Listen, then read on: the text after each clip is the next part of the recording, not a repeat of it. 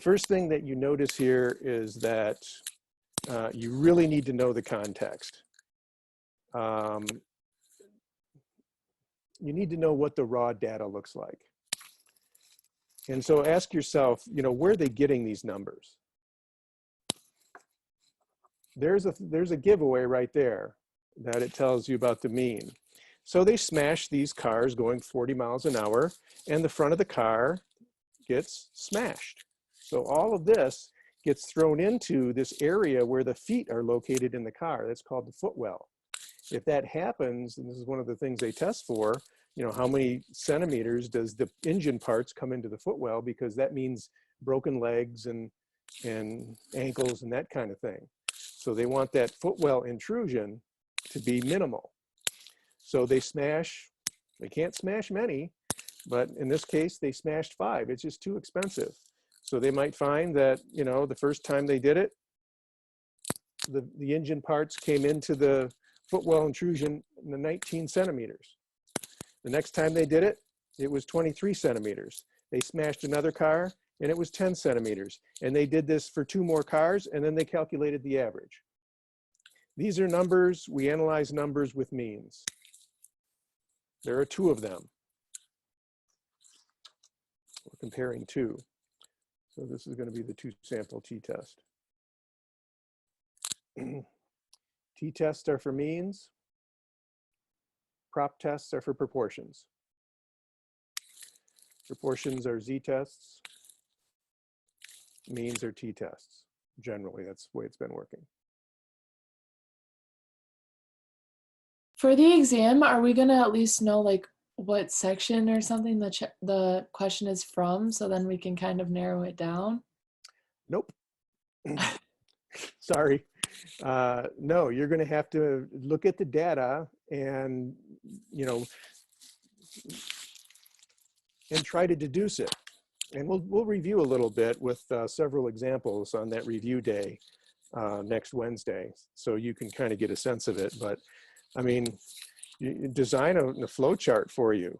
Are you dealing with qualitative data, frequencies, or are you dealing with quantitative data, numbers?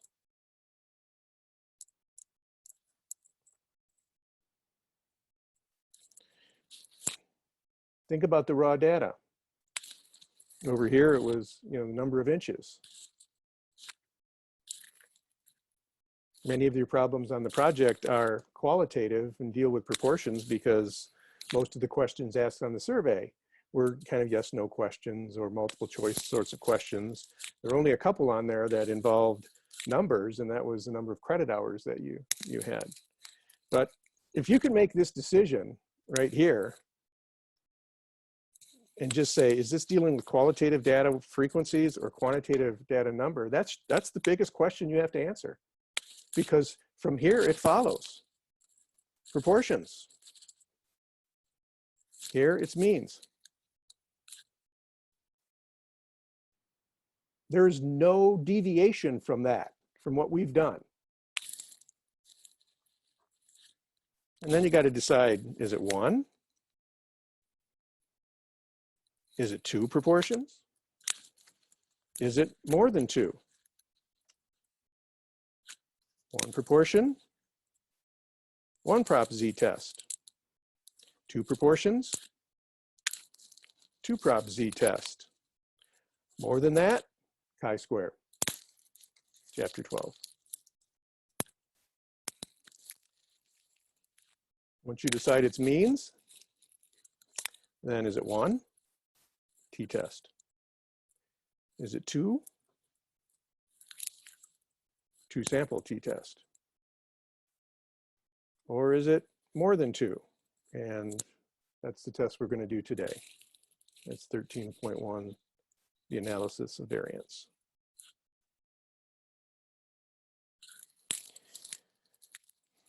And then those summary sheets, once you can deal with this, then, the 1 prop z test, it's 10.2, 2 prop z test, 11.1, squared, 12.2, t-test, 10.3, and 11.2. and this one 11.3. I mean, if you go through the hypothesis test, we did 10.1 or 10.2. 10.1 was kind of an overview preliminary section. Then 10.3, then we did 11.1, 11.2, 11.3, then we did 12. Going to do 13 today, and that pretty much does them all. So this little chart here kind of, and there's lots of clues in the problems to decide whether you're dealing with means and you're dealing with proportions. For proportions, you know, you're not going to see a standard deviation, for example. You're just going to see frequencies and then the sample size. For means are never presented alone. Means always come with X bars and standard deviations. They report those always together. If you don't see a standard deviation in the problem, then chances are you're dealing with a proportion and not a mean. But ultimately, it's numerical data versus non-numerical data. Yeah, so you can answer all the quiz questions on the sheet itself if you have the means to print it out, or you can just do it on a separate sheet of paper. One sheet of paper would be preferred. And then take a picture of it and send it to me, just your work.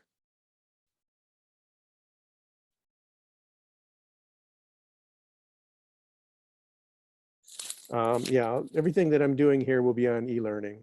I'll put it in the lecture notes. So every day after the lecture, I print out the notes and I put them up on e-learning. So you can go get the lecture notes from any day. All right, hopefully I've answered all the questions. If not, keep asking.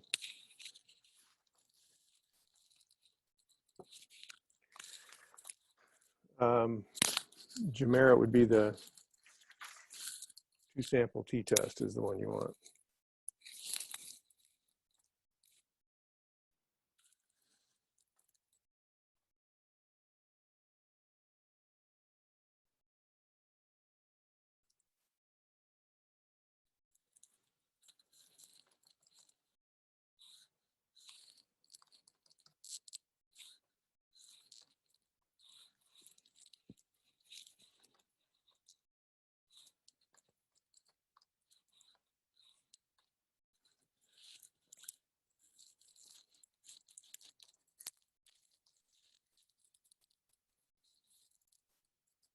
Pooled is always no on this one.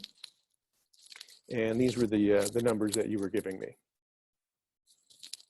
We don't generally do a classical approach for this one because the degrees of freedom is going to be a decimal number like this one, but it's close to 10. If you had 8 and 5 together, subtract 2, you get something close to 10, 10.8. 13 minus 2 is 11.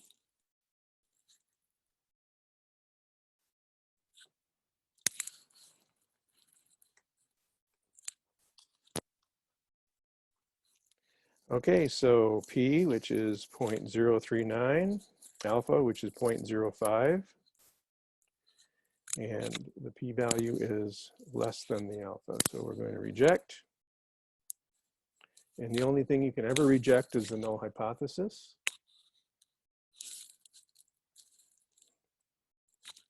And so you want to reject the claim that the footwell intrusion on average are the same. So you're going to have enough evidence to reject the claim. Can you explain the rest of the, like the mean, the second mean, the mean footwell intrusion in, and then you never finished it? I just want to make sure I'm wording it right. The conclusion? No, when you're explaining your variables. Right here? Yeah. Okay, so we've got the pickups and then the utility vehicles. I just call them SUV. Select utility vehicles or whatever. So SUVs are like, you know, maybe a little bigger, maybe a little durable. And so they're going to, you know, maybe they're made of a stronger material. So you can see just when you compare the sample means that the engine parts are not going into the footwell as far for the SUV, the bigger vehicles, than the pickups. So the definitions over here would be the mean footwell intrusion in the pickup, so the first group, after a 40-mile-an-hour crash. And most of this you just get from, from up here in the problem. Vehicles, several crash tests at 40 miles an hour per hour were compared. And then they compared pickups to the SUVs. And they gave the results up here. And so the mu1 is a mean, so you want to start off with the word mean footwell intrusion in pickups after a 40-mile-an-hour crash. And this one down here would be the same thing, except instead of pickups, we're going to say mean, oh, this is what you're saying? Mean footwell intrusion in the SUVs, ... The key thing is just to let me know that, that you're talking about a mean and that you're comparing the mean of the pickups to the mean of the SUVs. Yeah, another question about the quiz. Yes, definitely show all your work because, work without any, or answers without any work generally doesn't get any points. So you want to show me how you worked out the solution.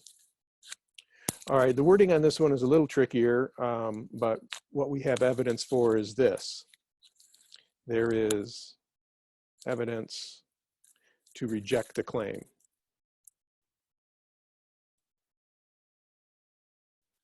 And that's exactly what we did. The null hypothesis was the claim, and our evidence led us to reject that claim. That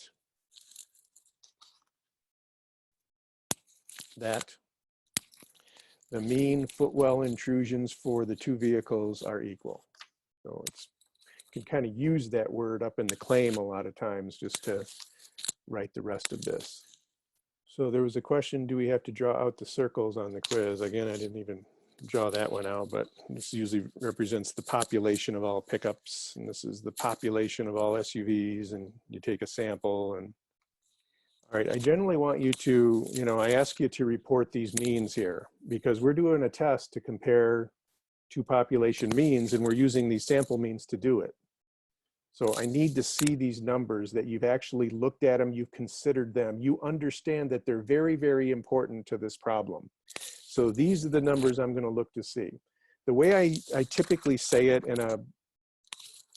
is that you have to report all the summary statistics that are used to calculate your test statistic and your p-value. Now this calculator function will calculate the t-test statistic and the p-value. I just want you to tell me all of the variables in here that are being used to calculate that. And so, basically they're this. The things that you enter into the calculator function, those are the things you have to report in here. If you look at this test statistic here, it looks something like this. You have x1 bar minus x2 bar, and then you divide by this standard error term, S1 squared over N1 plus S2 squared over N2.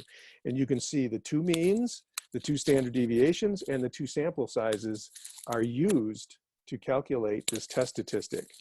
So we're going to allow the calculator to calculate it for us, but we need to report all of these things, even if they appear up here. Many times, if we have the raw numerical data, we won't have the means and the standard deviations listed there. Okay, so when you add this fuel additive to your gas tank, a lot of times just contains a little bit of alcohol in it, and sometimes it cleans off some of the internal engine parts as it's going through. So a lot of times the folks that make this additive with this alcohol in it, they say that it improves gas mileage. So that's what we're testing here. We're going to drive car number one until, let's say, for 3 hours or whatever it is. Does it say up here? 9 cars. All right, so maybe it, they allowed the additive to sit in the car for a while, and then they drove it for say 200 miles and they calculated the mileage for those 200 miles. It's not specific about how they calculated the mileage, the miles per hour here. But in car number 1, they first did it without the additive, and then they added the additive and they checked it again, miles per hour. So this car, 34.5 miles per gallon, and then with the additive, it increased a little bit. And it looks like all of these increased a little bit. Some not by a whole lot.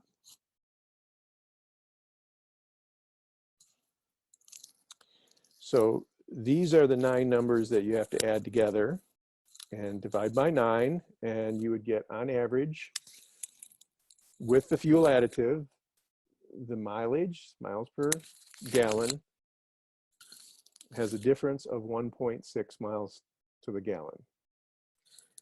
So you can ask yourself if you think that that's significant, or at least practically significant, because it's not going to save you a whole lot of money over a year. Some, but not a whole lot.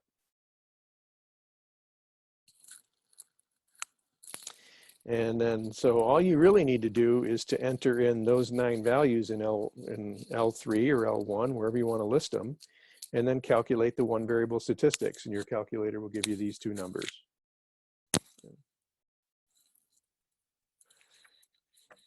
Even though this problem is a problem from section 11.2, it uses a single t-test, but on the differences.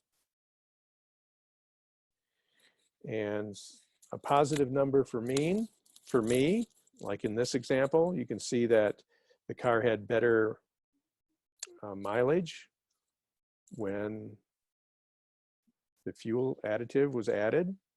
And so I subtracted this number minus this number. So it'd be L2 minus L1. So positive numbers for me, and they're all positive here, means that the additive made a difference. It actually increased the gas mileage, and that's why I put a greater than here.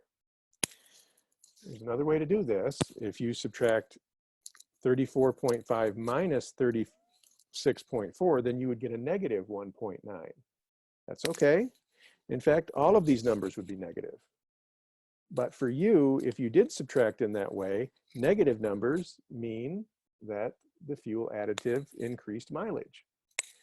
But your alternative hypothesis would have to switch here to a less than sign if you subtracted that other way.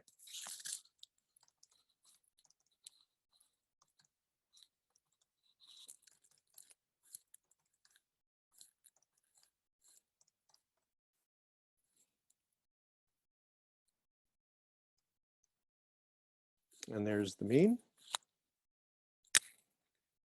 and standard deviation, rounded to 3 decimal places. Okay, now I'm going to go run the test to get the test statistic and the p-value. T-test 2. I'm just going to go with the data. The number in the null hypothesis is 0. And I have to change the list because I put my differences in L1. Frequency is 1, and then I want greater than down here. Okay, so I'm going to write these numbers here. The test statistic from the calculator, 6.273, and we know what that means. That means any data value, any mean, that is more than 6 standard deviations away from the mean is an extreme result if there was no difference in the before and after. Clearly there is, and hopefully you didn't write 1.19 as your p-value. That would be absurd because p-values have to be numbers between 0 and 1. Make sure you read this from right to left, and says E -4, you want to move that decimal place 4 places to the left. And that's why you get this one. All right, so P is less than alpha. P is real tiny, 0.0001, and alpha is 0.10. P P is less than alpha, reject, the null hypothesis.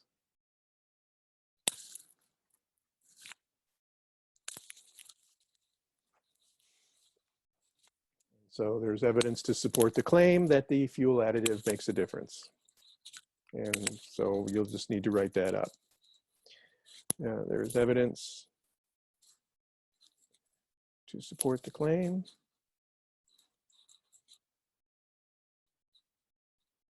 that the fuel additive increases car gas mileage on average.